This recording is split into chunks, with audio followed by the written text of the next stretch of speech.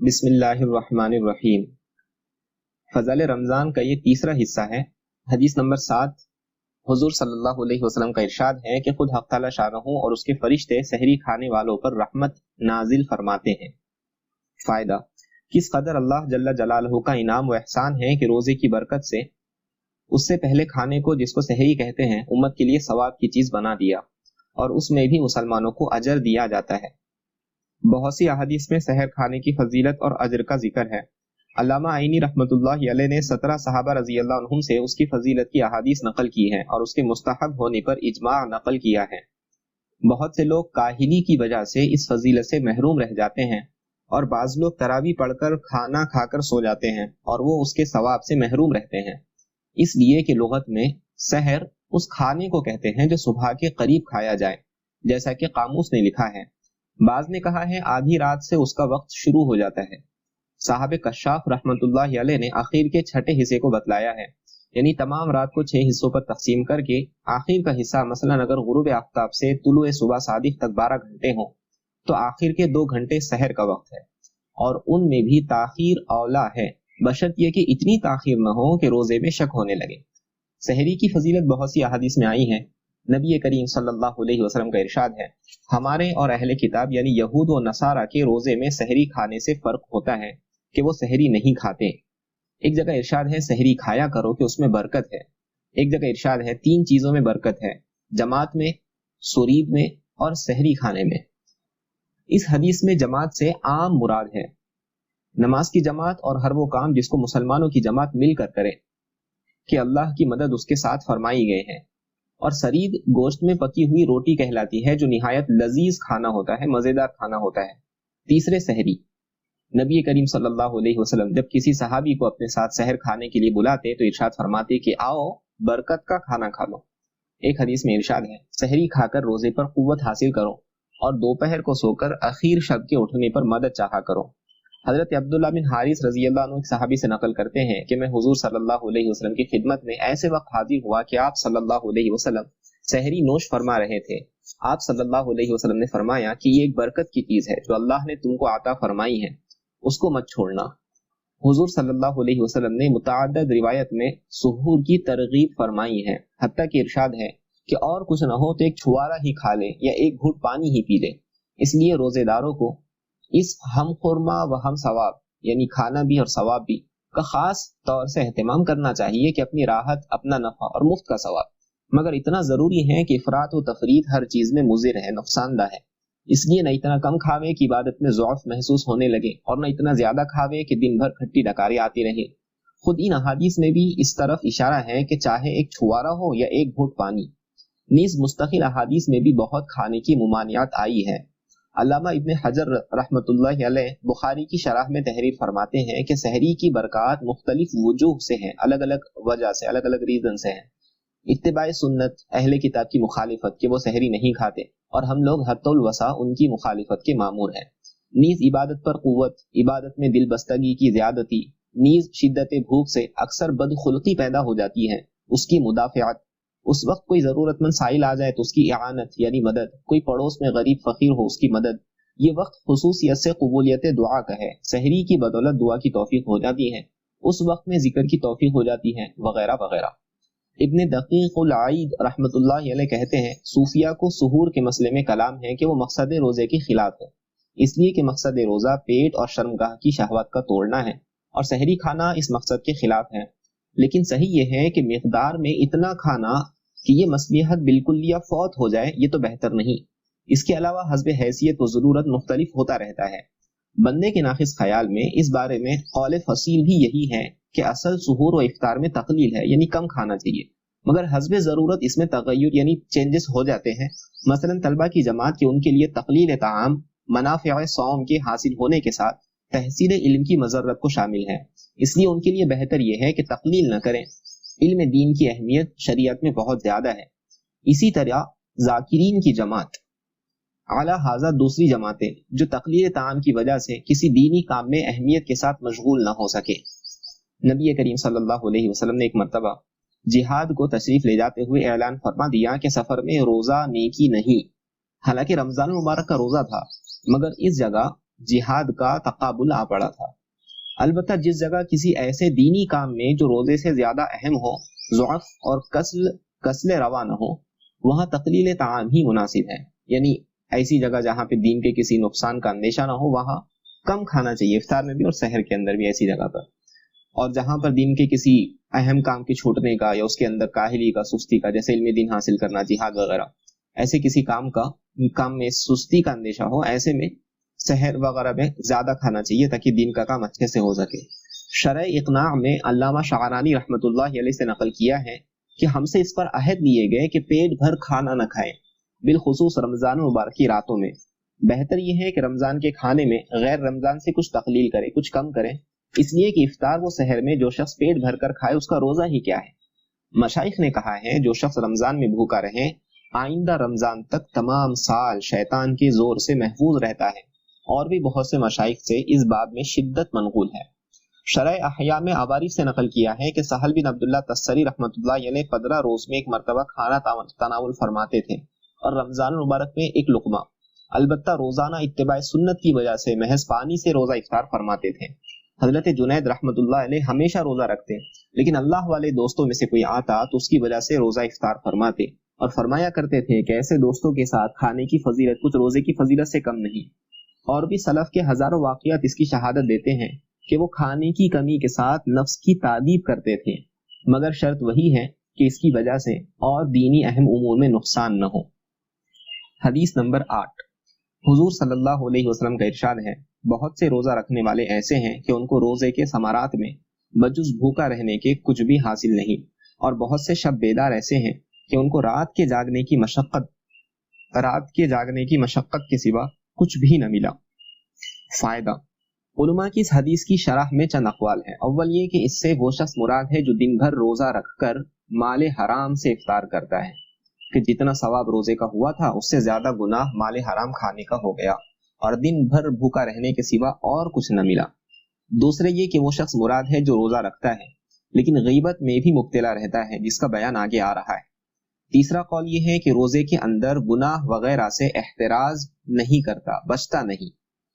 نبی اکرم صلی اللہ علیہ وسلم کے ارشادات جامع ہوتے ہیں، یہ سب صورتیں اس میں داخل ہیں، اور ان کے علاوہ بھی اسی طرح جاگنے کا حال ہے کہ رات بھر شب بیداری کی مگر تفریحاً تھوڑی سی غیبت یا کوئی حماقت بھی کر لی تو وہ سارا جاگنا بیکار ہو گیا۔ مثلا صبح کی نماز ہی قضا کر دی یا محض ریا اور شہرت کے لیے جاگا تو وہ بیکار ہے۔ حدیث نمبر 9، حضور صلی اللہ علیہ وسلم کا ارشاد ہے کہ روزہ آدمی کے لیے ڈھال ہے جب تک اس کو پھاڑ نہ ڈالے۔ حضور صلی اللہ علیہ وسلم کا ارشاد ہے کہ روزہ آدمی کے لیے ڈھال ہے جب تک اس کو پھاڑ نہ ڈالے۔ فائدہ، ڈھال ہونے کا مطلب یہ ہے کہ جیسے آدمی ڈھال سے اپنی حفاظت کرتا ہے، اسی طرح روزے سے بھی اپنے دشمن یعنی شیطان سے حفاظت ہوتی ہے۔ ایک روایت میں آیا ہے کہ روزہ حفاظت ہے اللہ کے عذاب سے، دوسری روایت میں ہے کہ روزہ جہنم سے حفاظت ہے۔ ایک روایت میں وارد ہوا ہے کہ کسی نے عرض کیا، یا رسول اللہ، روزہ کس چیز سے پھٹ جاتا ہے؟ آپ صلی اللہ علیہ وسلم نے فرمایا کہ جھوٹ اور غیبت سے۔ ان دونوں روایتوں میں اور اسی طرح اور بھی متعدد روایت میں روزے میں اس قسم کی امور سے بچنے کی تاکید آئی ہے، اور روزے کا گویا ضائع کر دینا اس کو قرار دیا ہے۔ ہمارے اس زمانے میں روزے کے کاٹنے کے لیے مشغلہ اس کو قرار دیا جاتا ہے کہ واہی تباہی، میری تیری باتیں شروع کر دی جائیں۔ بعض علماء کے نزدیک جھوٹ اور غیبت سے روزہ ٹوٹ جاتا ہے۔ یہ دونوں چیزیں ان حضرات کے نزدیک ایسی ہیں جیسے کہ کھانا پینا وغیرہ، سب روزے کو توڑنے والی اشیاء ہیں۔ جمہور کے نزدیک اگرچہ روزہ ٹوٹتا نہیں مگر روزے کے برکات جاتے رہنے سے تو کسی کو بھی انکار نہیں۔ مشائخ نے روزے کے آداب میں 6 امور تحریر فرمائے ہیں کہ روزے دار کو ان کا اہتمام ضروری ہے۔ اول، نگاہ کی حفاظت، کہ کسی بے محل جگہ پر نہ پڑے، حتیٰ کہ کہتے ہیں کہ بیوی پر بھی شہوت کی نگاہ نہ پڑے، پھر اجنبی کا کیا ذکر۔ اور اسی طرح کسی لہو و لعب وغیرہ ناجائز جگہ نہ پڑے۔ نبی کریم صلی اللہ علیہ وسلم کا ارشاد ہے کہ نگاہ ابلیس کے تیروں میں سے ایک تیر ہے، جو شخص اس سے اللہ کے خوف سے بچ جائے، جو شخص اس سے اللہ کے خوف کی وجہ سے بچ رہے، حق تعالیٰ جل شانہ اس کو ایسا نور ایمانی نصیب فرماتے ہیں جس کی حلاوت یعنی مٹھاس اور لذت قلب یعنی دل میں محسوس کرتا ہے۔ صوفیہ نے بے محل کی تفسیر یہ کی ہے کہ ہر ایسی چیز کا دیکھنا اس میں داخل ہے جو دل کو حق تعالیٰ جل شانہ سے ہٹا کر کسی دوسری طرف متوجہ کر دے۔ دوسری چیز زبان کی حفاظت ہے، جھوٹ، چغل خوری، لغو بکواس، غیبت، بدگوئی، بد کلامی، جھگڑا وغیرہ سب چیزیں اس میں داخل ہیں۔ بخاری شریف کی روایت میں ہے کہ روزہ آدمی کے لیے ڈھال ہے، اس لیے روزے دار کو چاہیے کہ زبان سے کوئی فحش بات یا جہالت کی بات مثلا تمسخر، جھگڑا وغیرہ نہ کریں۔ اگر کوئی دوسرا جھگڑا کرنے لگے تو کہہ دے کہ میرا روزہ ہے، یعنی دوسرے کی ابتدا کرنے پر بھی اس سے نہ الجھے۔ اگر وہ سمجھنے والا ہو تو اس سے کہہ دے کہ میرا روزہ ہے، اور اگر وہ بے وقوف ناسمجھ ہو تو اپنے دل کو سمجھا دے کہ تیرا روزہ ہے، تجھے ایسی لغویات کا جواب دینا مناسب نہیں۔ بالخصوص غیبت اور جھوٹ سے تو بہت ہی احتراز ضروری ہے کہ بعض علماء کے نزدیک اس سے روزہ ٹوٹ جاتا ہے، جیسا کہ پہلے گزر چکا۔ نبی کریم صلی اللہ علیہ وسلم کے زمانے میں 2 عورتوں نے روزہ رکھا۔ روزے میں اس شدت سے بھوک لگی کہ ناقابل برداشت بن گئی، ہلاکت کے قریب پہنچ گئی۔ صحابہ کرام رضی اللہ عنہم نے نبی کریم صلی اللہ علیہ وسلم سے دریافت کیا تو حضور صلی اللہ علیہ وسلم نے ایک پیالہ ان کے پاس بھیجا اور ان دونوں کو اس میں قے کرنے کا حکم فرمایا۔ دونوں نے قے کی تو اس میں گوشت کے ٹکڑے اور تازہ کھایا ہوا خون نکلا۔ لوگوں کو حیرت ہوئی تو حضور صلی اللہ علیہ وسلم نے ارشاد فرمایا کہ انہوں نے حق تعالی شانہ کی حلال روزی سے تو روزہ رکھا اور حرام چیزوں کو کھایا، کہ دونوں عورتیں لوگوں کی غیبت کرتی رہیں۔ اس حدیث سے ایک مضمون اور بھی مترشح ہوتا ہے کہ غیبت کرنے کی وجہ سے روزہ بہت زیادہ معلوم ہوتا ہے، حتیٰ کہ وہ دونوں عورتیں روزے کی وجہ سے مرنے کے قریب ہو گئی۔ اسی طرح اور بھی گناہوں کا حال ہے، اور تجربہ اس کی تائید کرتا ہے کہ روزے میں اکثر متقی لوگوں پر ذرا بھی اثر نہیں ہوتا اور فاسق لوگوں کی اکثر بری حالت ہوتی ہے۔ اس لیے اگر یہ چاہیں کہ روزہ نہ لگے تب بھی اس کی بہتر صورت یہ ہے کہ گناہوں سے اس حالت میں احتراز کریں، بالخصوص غیبت سے۔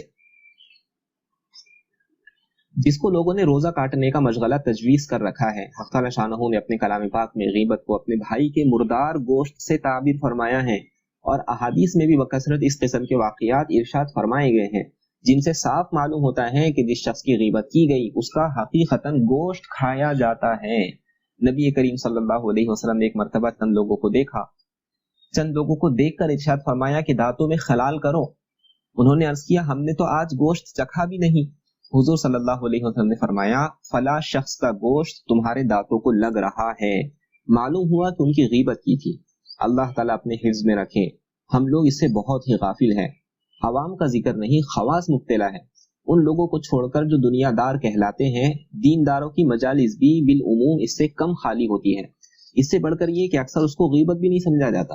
اگر اپنے یا کسی کے دل میں کچھ کھٹکا، گناہ ہونے کا احساس بھی پیدا ہو تو اس پر اظہار واقعہ، یعنی ہم تو حقیقت بیان کر رہے ہیں، غیبت نہیں کر رہے، ایسا کہہ کر پردہ ڈال دیا جاتا ہے۔ نبی کریم صلی اللہ علیہ وسلم سے کسی نے دریافت کیا کہ غیبت کیا چیز ہے۔ آپ صلی اللہ علیہ وسلم نے فرمایا کہ کسی کی پس پشت ایسی بات کرنی جو اسے ناگوار ہو۔ سائل نے پوچھا، یعنی سوال کرنے والے نے پوچھا، اگر اس میں واقعتاً وہ بات موجود ہو جو کہی گئی؟ حضور صلی اللہ علیہ وسلم نے فرمایا جب ہی تو غیبت ہے، اگر واقعتاً موجود نہ ہو تب تو بہتان ہے۔ ایک مرتبہ نبی کریم صلی اللہ علیہ وسلم کا 2 قبروں پر گزر ہوا تو حضور صلی اللہ علیہ وسلم نے ارشاد فرمایا ان دونوں کو عذاب قبر ہو رہا ہے، ایک کو لوگوں کی غیبت کرنے کی وجہ سے، دوسرے کو پیشاب سے احتیاط نہ کرنے کی وجہ سے۔ حضور صلی اللہ علیہ وسلم کا ارشاد ہے کہ سود کے 70 سے زیادہ باب ہے، سب سے سہل اور ہلکا درجہ اپنی ماں سے زنا کرنے کے برابر ہے، اور 1 درہم سود کا 35 زنا سے زیادہ سخت ہے، اور بدترین سود اور سب سے زیادہ خبیث ترین سود مسلمان کی آبرو ریزی ہے۔ احادیث میں غیبت اور مسلمان کی آبرو ریزی پر سخت سے سخت وعیدیں آئی ہیں۔ میرا دل چاہتا تھا کہ اس میں کچھ معتدبہ روایتیں جمع کر لوں، اس لیے کہ ہماری مجلس ہے اس سے بہت ہی زیادہ پر رہتی ہے، مگر مضمون دوسرا ہے، اس لیے اسی قدر پر اکتفا کرتا ہوں۔ اللہ تعالی ہم لوگوں کو اس بلا سے محفوظ فرمائے، اور بزرگوں اور دوستوں کی دعا سے مجھ سیاکار کو بھی محفوظ فرمائے کہ باطنی امراض میں کثرت سے مبتلا ہو۔ تیسری چیز جس کا روزے دار کو اہتمام ضروری ہے وہ کان کی حفاظت ہے۔ ہر مکروہ چیز سے جس کا کہنا اور زبان سے نکالنا ناجائز ہے، اس کی طرف کان لگانا اور سننا بھی ناجائز ہے۔ نبی کریم صلی اللہ علیہ وسلم کا ارشاد ہے کہ غیبت کا کرنے والا اور سننے والا دونوں گناہ میں شریک ہے۔ چوتھی چیز باقی اعضائے بدن، مثلا ہاتھ، کان، ناجائز چیز کے پکڑنے سے، پاؤں کا ناجائز چیزوں کی طرف چلنے سے روکنا، اور اسی طرح اور باقی اعضائے بدن کا، اسی طرح پیٹ کا افطار کے وقت مشتبہ چیز سے محفوظ رکھنا۔ جو شخص روزہ رکھ کر حرام مال سے افطار کرتا ہے اس کا حال اس شخص کا سا ہے کہ کسی مرض کے لیے دوا کرتا ہے مگر اس میں تھوڑا سا سنکھیا بھی ملا لیتا ہے، تھوڑا سا زہر بھی ملا لیتا ہے کہ اس مرض کے لیے تو وہ دوا مفید ہو جائیں گی مگر یہ زہر ساتھ ہی ہلاک بھی کر دے گا۔ پانچویں چیز، افطار کے وقت حلال مال سے بھی اتنا زیادہ نہ کھانا کہ شکم سیر ہو جائے، پیٹ بھر جائے، اس لیے کہ روزے کی غرض اس سے فوت ہو جاتی ہے۔ مقصود روزے سے قوت شہوانیہ اور بہیمہ یعنی حیوانی صفات کا، حیوانی قوت کا کم کرنا ہے، اور قوت نورانیہ اور ملکیہ یعنی فرشتوں کے اوصاف کا بڑھانا ہے۔ 11 مہینے تک بہت کچھ کھایا ہے، اگر ایک مہینہ اس میں کچھ کمی ہو جائیں گی تو کیا جان نکل جاتی ہے؟ مگر ہم لوگوں کا حال ہے کہ افطار کے وقت تلافی معافات میں یعنی جو چھوٹ گیا اس کی تلافی میں، اور سحر کے وقت حفظ ما تقدم میں یعنی پہلے کی احتیاط میں اتنا زیادہ مقدار میں کھا لیتے ہیں کہ بغیر رمضان کے اور بغیر روزے کی حالت کے اتنی مقدار کھانے کی نوبت بھی نہیں آتی۔ رمضان مبارک بھی ہم لوگوں کے لیے خوید کا کام کرتا ہے۔ علامہ غزالی رحمۃ اللہ علیہ لکھتے ہیں، روزے کی غرض یعنی قہر ابلیس اور شہوت نفسانیہ کا توڑنا کیسے حاصل ہو سکتا ہے اگر آدمی افطار کے وقت اس مقدار کی تلافی کر لے جو فوت ہوئی۔ حقیقتاً ہم لوگ بجز اس کے کہ اپنے کھانے کے اوقات بدل دیتے ہیں اس کے سوا کچھ بھی نہیں کرتے، بلکہ اور زیادتی مختلف انواع کی کر دی جاتی ہے جو بغیر رمضان کے میسر نہیں ہوتی۔ لوگوں کی عادت کچھ ایسی ہو گئی ہے کہ عمدہ اشیاء رمضان کے لیے رکھتے ہیں اور نفس دن بھر کے فاقے کے بعد جب ان پر پڑتا ہے تو خوب زیادہ سیر ہو کر کھاتا ہے، تو بجائے قوت شہوانیہ کے ضعیف ہونے کے اور بھڑک اٹھتی ہے اور جوش میں آ جاتی ہے اور مقصد کے خلاف ہو جاتا ہے۔ روزے کے اندر مختلف اغراض اور فوائد اور اس کے مشروع ہونے سے مختلف منافع مقصود ہے، وہ سب جب ہی حاصل ہو سکتے ہیں جب کچھ بھوکا بھی رہے۔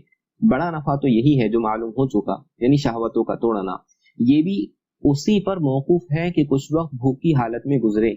نبی کریم صلی اللہ علیہ وسلم کا ارشاد ہے کہ شیطان آدمی کے بدن میں خون کی طرح چلتا ہے، اس کے راستوں کو بھوک سے بند کرو۔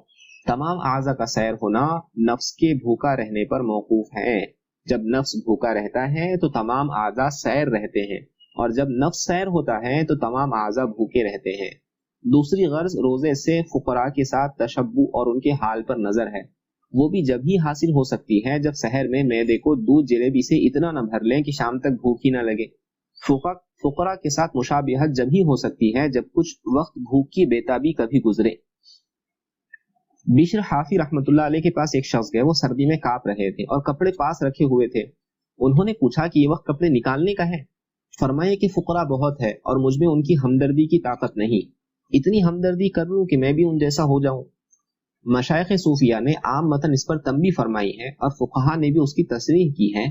صحابہ مراقی الفلاح لکھتے ہیں کہ سحور میں زیادتی نہ کریں، جیسا کہ متنعم لوگوں کی عادت ہے، ناز و نعمت میں پڑے ہوئے لوگوں کی عادت ہے کہ یہ غرض کو فوت کر دیتا ہے۔ علامہ طحطاوی رحمۃ اللہ علیہ اس کی شرح میں تحریر فرماتے ہیں کہ غرض کا مقصود یہ ہے کہ بھوک کی تلخی کچھ محسوس ہو تاکہ زیادتی ثواب کا سبب ہو اور مساکین و فقراء پر ترس آ سکے۔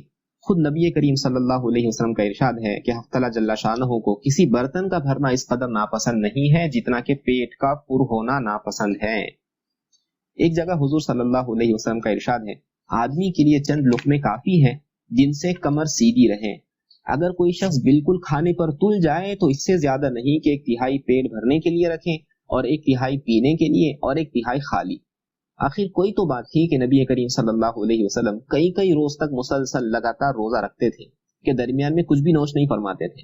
میں نے اپنے آقا حضرت مولانا خلیل احمد صاحب نور اللہ مرقدہ کو پورے رمضان مبارک میں دیکھا ہے کہ افطار و سحر دونوں وقت کی مقدار تقریباً 1.5 چپاتی سے زیادہ نہیں ہوتی تھی۔ کوئی خادم عرض بھی کرتا تو فرماتے کہ بھوک نہیں ہوتی، دوستوں کے خیال سے ساتھ بیٹھ جاتا ہوں۔ اور اس سے بڑھ کر حضرت مولانا شاہ عبد الرحیم صاحب رائے پوری رحمۃ اللہ علیہ کے متعلق سنا ہے کہ کئی دن مسلسل ایسے گزر جاتے تھے کہ تمام شب کی مقدار سحر و افطار بے دودھ کی چائے کے چند فنجان کے سوا کچھ نہ ہوتی تھی۔ ایک مرتبہ حضرت کے مخلص خادم حضرت مولانا شاہ عبد القادر صاحب نور اللہ مرقدہ نے لجاجت سے عرض کیا کہ ضعف بہت ہو جائیں گا، حضرت کو تناول ہی نہیں فرماتے، تو حضرت نے فرمایا کہ الحمدللہ جنت کا لطف حاصل ہو رہا ہے۔ حق تعالی ہم سیاکاروں کو بھی ان پاک ہستیوں کا اتباع نصیب فرمائے تو زہ نصیب ہے۔ مولانا سعدی کہتے ہیں، ایک فارسی کا شعر ہے، چھٹی چیز جس کا لحاظ روزے دار کے لیے ضروری فرماتے ہیں یہ ہے کہ روزے کے بعد اس سے ڈرتے رہنا بھی ضروری ہے کہ نہ معلوم یہ روزہ قابل قبول ہے یا نہیں، اور اسی طرح ہر عبادت کے ختم پر کہ نہ معلوم کوئی لغزش جس کی طرف التفات بھی نہیں ہوتا، ایسی تو نہیں ہو گئی جس کی وجہ سے یہ منہ پر مار دیا جائے۔ نبی کریم صلی اللہ علیہ وسلم کا ارشاد ہے بہت سے قرآن پڑھنے والے ہیں کہ قرآن پاک ان کو لعنت کرتا رہتا ہے. بہت سے نبی کریم صلی اللہ علیہ وسلم کا ارشاد ہے بہت سے قرآن پڑھنے والے ہیں کہ قرآن پاک ان کو لعنت کرتا رہتا ہے. نبی کریم صلی اللہ علیہ وسلم کا ارشاد ہے کہ قیامت میں جن لوگوں کا اولین وہلہ میں فیصلہ ہوگا ان کے من جملہ ایک شہید ہوگا جس کو بلایا جائے گا، اور اللہ کے جو جو انعام دنیا میں اس پر ہوئے تھے وہ اس کو جتائے جائیں گے. وہ ان سب نعمتوں کا اقرار کرے گا. اس کے بعد اس سے پوچھا جائے گا کہ ان نعمتوں میں کیا حق ادائیگی کی. وہ عرض کرے گا کہ تیرے راستے میں قتال کیا حتیٰ کہ شہید ہو گیا. ارشاد ہوگا کہ جھوٹ ہے، بلکہ قتال اس لیے کیا تھا کہ لوگ بہادر کہیں، سو کہاں جا چکا. اس کے بعد حکم ہوگا اور منہ کے بل کھینچ کر جہنم میں پھینک دیا جائے گا. ایسے ہی ایک عالم بلایا جائے گا، اس کو بھی اسی طرح سے اللہ کے انعامات جتلا کر پوچھا جائے گا کہ ان انعامات کے بدلے میں کیا کارگزاری ہے. وہ عرض کرے گا کہ علم سیکھا اور دوسروں کو سکھایا اور تیری رضا کی خاطر تلاوت کی. ارشاد ہوگا کہ جھوٹ ہے، یہ اس لیے کیا گیا تھا کہ لوگ علامہ کہیں، سو کہا جا چکا. اس کو بھی حکم ہوگا اور منہ کے بل کھینچ کر جہنم میں پھینک دیا جائے گا. اسی طرح ایک دولت مند بلایا جائے گا، اس سے انعامات الہی شمار کرانے اور اقرار لینے کے بعد پوچھا جائے گا کہ اللہ کی نعمتوں میں کیا عمل کیا. وہ کہے گا کوئی خیر کا راستہ ایسا نہیں چھوڑا جس میں نے کچھ خرچ نہ کیا ہو. ارشاد ہوگا کہ جھوٹ ہے، یہ اس لیے کیا گیا تھا کہ لوگ سخی کہیں، سو کہا جا چکا. اس کو بھی حکم ہوگا اور منہ کے بل کھینچ کر جہنم میں پھینک دیا جائے گا. اللہ محفوظ فرمائے کہ یہ سب بدنیتی کے ثمرات ہیں. اس قسم کے بہت سے واقعات احادیث میں مذکور ہے. اس لیے روزے دار کو اپنی نیت کی حفاظت کے ساتھ اس سے خائف یعنی ڈرتے بھی رہنا چاہیے اور دعا بھی کرتے رہنا چاہیے کہ اللہ تعالیٰ شانہ ہو اس کو اپنی رضا کا سبب بنا لے. مگر ساتھ یہ امر بھی قابل لحاظ ہے کہ اپنے عمل کو قابل قبول نہ سمجھنا. امر آخر اور کریم آقا کے لطف پر نگاہ امر آخر ہے. اس کے لطف کے انداز بالکل نرانے ہیں. معصیت پر بھی کبھی ثواب دے دیتے ہیں، تو پھر کوتاہی عمل کا کیا ذکر. یہ 6 چیزیں عام صلحاء کے لیے ضروری بتلائی جاتی ہیں. خواص اور مقربین کے لیے ان کے ساتھ ایک 7ویں چیز کا بھی اضافہ فرماتے ہیں کہ دل کو اللہ کے سوا کسی دوسری چیز کی طرف بھی متوجہ نہ ہونے دے. حتیٰ کہ روزے کی حالت میں اس کا خیال اور تدبیر کے افطار کے لیے کوئی چیز ہے یا نہیں یہ بھی خطا فرماتے ہیں. بعض مشائخ نے لکھا ہے کہ روزے میں شام کو افطار کے لیے کسی چیز کے حاصل کرنے کا قصد بھی خطا ہے، اس لیے کہ یہ اللہ کے وعدہ رزق پر اعتماد کی کمی ہے. شرح احیاء میں بعض مشائخ کا قصہ لکھا ہے کہ اگر افطار کے وقت سے پہلے کوئی چیز کہیں سے آ جاتی تو اس کو کسی دوسرے کو دے دیتے، مبادا دل کو اس کی طرف التفات ہو جائے اور توکل میں کسی قسم کی کمی ہو جائے. مگر یہ امور بڑے لوگوں کے لیے ہیں، ہم لوگوں کو ان امور کی ہوس کرنا بھی بے محل ہے، اور اس حالت پر پہنچے بغیر اس کو اختیار کرنا اپنے کو ہلاکت میں ڈالنا ہے. مفسرین نے لکھا ہے کتب علیکم الصیام، یہ قرآن کی آیت ہے، اس میں آدمی کے ہر جزو پر روزہ فرض کیا گیا. بس زبان کا روزہ جھوٹ وغیرہ سے بچنا ہے، اور کان کا روزہ ناجائز چیزوں کے سننے سے احتراز، آنکھ کا روزہ لہو و لعب کی چیزوں سے احتراز ہے. ایسے ہی باقی اعضاء حتیٰ کہ نفس کا روزہ حرص و شہوتوں سے بچنا، دل کا روزہ حب دنیا سے خالی رکھنا، روح کا روزہ آخرت کی لذتوں سے بھی احتراز، اور سر خاص کا روزہ غیر اللہ کے وجود سے بھی احتراز ہے. حدیث نمبر 10. نبی کریم صلی اللہ علیہ وسلم کا ارشاد ہے کہ جو شخص قصدن بلا کسی شرعی عذر کے ایک دن بھی رمضان کے روزے کو افطار کر دے، غیر رمضان کا روزہ چاہے تمام عمر کے روزے رکھے، اس کا بدل نہیں ہو سکتا. فائدہ: بعض علماء کا مذہب جس میں حضرت علی کرم اللہ وجہہ وغیرہ حضرات بھی ہیں، اس حدیث کی بنا پر یہ ہے کہ جس نے رمضان مبارک کے روزے کو بلا وجہ کھو دیا اس کی قضا ہو ہی نہیں سکتی، چاہے عمر بھر روزے رکھتا رہے. مگر جمہور فقہا کے نزدیک اگر رمضان کا روزہ رکھا ہی نہیں تو ایک روزے کے بدلے ایک روزے سے قضا ہو جائیں گی، اور اگر ایک روزہ رکھ کر توڑ دیا تو قضا کی ایک روزے کے علاوہ 2 مہینے کے روزے کفارے کے ادا کرنے سے فرض ذمے سے ساقط ہو جاتا ہے. البتہ وہ برکت اور فضیلت جو رمضان مبارک کی ہے ہاتھ نہیں آ سکتی، اور اس حدیث پاک کا مطلب یہی ہے کہ وہ برکت ہاتھ نہیں آ سکتی کہ جو رمضان شریف میں روزہ رکھنے سے حاصل ہوتی. یہ سب کچھ اس حالت میں ہے کہ بعد میں قضا بھی کر دیں، اور اگر سیرے سے رکھے ہی نہیں جیسا کہ زمانے کے بعض فساق یعنی گنہگاروں کی حالت ہے تو اس کی گمراہی کا کیا پوچھنا. روزہ ارکان اسلام سے ایک رکن ہے. نبی کریم صلی اللہ علیہ وسلم نے اسلام کی بنیاد 5 چیزوں پر ارشاد فرمائی ہے. سب سے اول توحید و رسالت کا اقرار، اس کے بعد اسلام کے 4 مشہور رکن نماز، روزہ، زکوٰۃ، حج. کتنے مسلمان ہیں جو مردم شماری میں مسلمان شمار ہوتے ہیں لیکن ان پانچوں میں سے ایک کے بھی کرنے والے نہیں. سرکاری کاغذات میں وہ مسلمان لکھے جائیں مگر اللہ کی فہرست میں وہ مسلمان شمار نہیں ہو سکتے. حتیٰ کہ حضرت ابن عباس رضی اللہ عنہما کی روایت میں ہے کہ اسلام کی بنیاد 3 چیز پر ہے: کلمہ شہادت، نماز اور روزہ. جو شخص ان میں سے ایک بھی چھوڑ دے وہ کافر ہے، اس کا خون کر دینا حلال ہے. علماء نے ان جیسی روایت کو انکار کے ساتھ مقید کیا ہے کہ ان چیزوں کا انکار کر دے تو کافر ہے، یا کوئی تعویل فرمائی ہو.